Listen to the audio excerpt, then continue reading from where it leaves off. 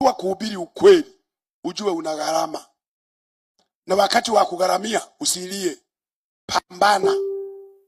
Amen. Sio unasema ukweli wanakukamata unaanza sikujiona, nafikiri ulimi ulitereza. Kama kile ulichosema ni ukweli, kipiganie hata kama kinakupeleka kaburini. Ingawa hakuna kitu kinatisha kama kufa. Amen. Kufa sio kitu rahisi.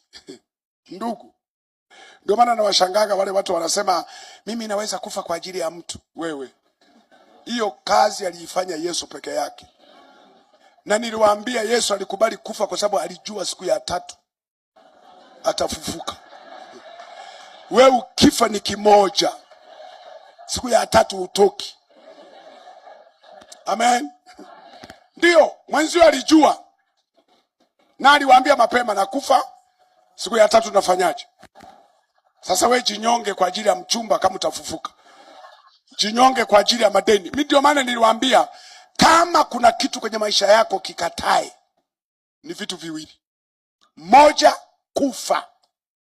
Kijinga. Eti sijui mpenzi. Eti sijui nadaiwa madeni. Madeni? Kwani madeni uliiba? Deni maana yake mlikubaliana na mtu. Alikupa kwa hiari. Kwamba nataka nifanye biashara samaki. Samaki ziwa Kivu limegoma, limechafuka, samaki zimekosekana. Nimeenda kununua, watu hawajanunua, zimeharibika. Hasa makosa yangu yako wapi? Nilienda kununua viatu kule Mombasa, Kampala. Nimefika navyo hapa watu wanaviangalia tu, hawanunui. Pesa yote ya mkopo iko kwenye viatu. Sasa mimi nifanyeje? Nichemshe viatu supu? Mimi sijaiba, tuvumiliane. Kwa hiyo kufa sifi. Na huyo anayenidai nitamsalimia kila siku asubuhi. Umeamkaje? Si tunaendelea na madeni yetu. Lakini nakukumbuka.